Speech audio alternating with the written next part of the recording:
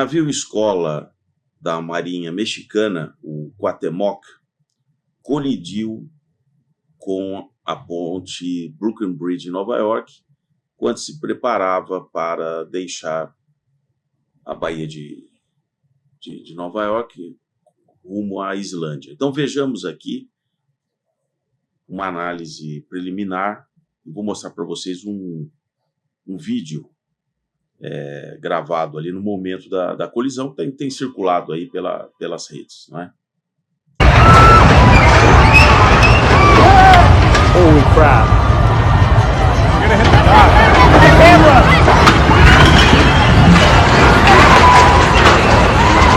What is going on? Oh, what?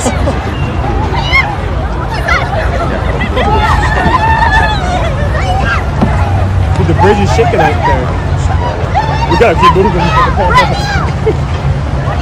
This is insane.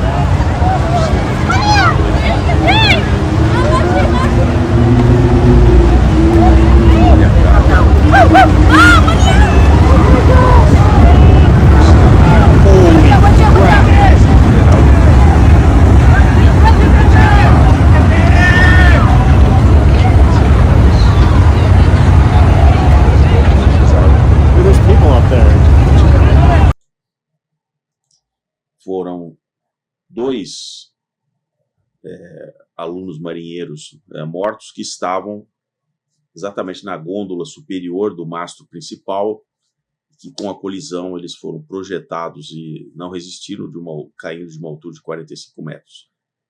Outros 11 estudantes estão seriamente feridos. Então, quero fazer aqui algumas observações pelo meu conhecimento na área, de algumas coisas que me chamam a atenção pelas imagens que nós pudemos obter. Evidentemente que terá que haver uma grande investigação, mas existem alguns indícios que as imagens podem nos mostrar. Antes de eu fazer a análise, vou comentar com vocês o porquê do uso do nome Cuauhtémoc. Cuauhtémoc. Foi o último imperador asteca, logo após a morte do Montezuma II, e que foi capturado pelo Cortés em 1521. Ele ficou preso um bom tempo, torturado pelos espanhóis, para identificar onde que havia mais ouro, e finalmente foi executado em 1535. Então, foi dado exatamente esse nome ao navio escola, curiosamente construído em Bilbao em 1981 na Espanha. Então acho que o Cuauhtémoc não deve ter ficado muito feliz de ter o seu espírito abrigado numa nave que foi originariamente construída na Espanha e posteriormente é que o governo mexicano o adquiriu para servir como um navio escola. É um veleiro de 3 mastros, mas na atualidade, mesmo esses veleiros, eles possuem uma propulsão a motor a combustão, exatamente pelos riscos que você tem de se aproximar de um porto com um navio puramente a vela ou em rotas hoje comerciais. Então, anos atrás, quando a Greta Thunberg foi a Nova York para um encontro lá da ONU, e aí as fotos mostravam entrando na Baía de Nova York, ela na proa, com aquele semblante assim, parecendo o George Washington. E na verdade é uma foto totalmente fake, porque o navio, a maior parte do tempo, aquele veleiro, na rota da Inglaterra, onde ela embarcou até os Estados Unidos, foi movido a combustão. O ar-condicionado, o aquecimento, né, o fato de você ter água quente dentro do navio, tudo é de combustão. Mas serviu muito bem para os ambientalistas para mostrar que a Gretinha foi para os Estados Unidos num navio à vela. Né? E aí eles não vão explicar essas nuances, né? O que vale a imagem dela lá na proa com aquelas velas, assim, um pedacinho de vela aparecendo, que na verdade já estava a maior parte arriada. Como vocês veem neste navio, o Cuauhtémoc acidentado, as velas estavam arriadas. Ele estava funcionando com a propulsão a combustão. Ele ficou alguns dias ancorado ali no Pier 17, que é bastante famoso, ali é um local turístico. Vejam que os mastros foram totalmente ornamentados com luzes e tal, né? E aí, por volta de 8 e pouco da noite, ele zarpa. Existem uns navios farol, que existem em algumas fotos, aparecem alguns navios faroletes, e tem um rebocador de apoio. Mas é interessante que ele não está assistido por esse rebocador, o que isso vai ser, com certeza, vai fazer parte da investigação, porque um navio nessas condições, e para quem conhece o Pier 17, a Brooklyn Bridge, você está praticamente encostando na Brooklyn Bridge, você enxerga a Brooklyn Bridge em algumas, talvez 300 metros de distância, eu vou julgar.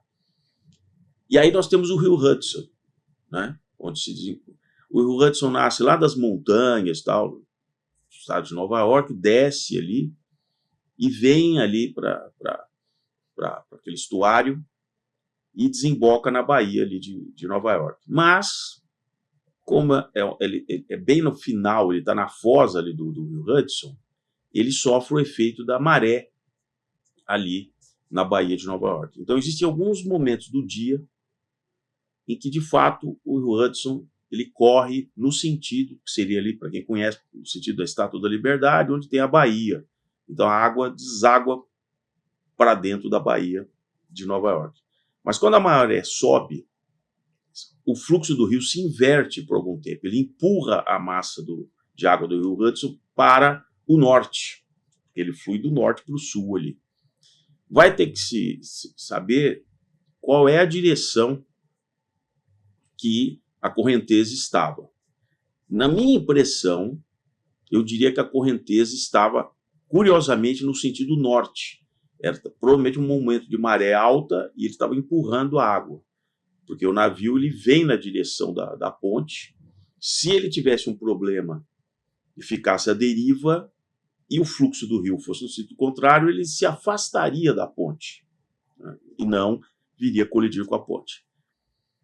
O prefeito, na primeira declaração ali com a imprensa, aquela coisa, não, o navio teve um problema de potência e tal. Isso eu acho bastante aquela coisa ainda muito preliminar. Primeiro que perda de potência de que natureza? Elétrica não foi, porque todas as luzes do navio continuavam acesas e tal, e os geradores, então, que também estão acoplados ali ao motor principal, não, você não vê piscando luzes, ele com problema de coisa, então isso não aconteceu. E ele realmente coloca as máquinas a ré, para sair do Pier 17, ele deveria dar a máquina a ré, sair do Pier 17 e logo em seguida virar ali a bombordo com as máquinas à frente e caminhar para a Baía. O que parece ali, provavelmente houve um problema entre a máquina de leme, o sentido dos hélices, ou do hélice, eu acho que ele só tem um hélice, e que simplesmente ele continuou dando ré, até que começou a ficar crítico. Você não reverte isso imediatamente, ainda que ele tenha, assim, máquinas avante. Então, primeiro ele para o movimento do hélice, e aí ele tem que acoplar agora na direção, vai avante. E nisso ele não tinha tempo, porque a correnteza estava levando ele, provavelmente a correnteza estava levando ele para a ponte. Então, minha primeira percepção um erro de manobra subestimando a criticidade do ambiente onde ele estava.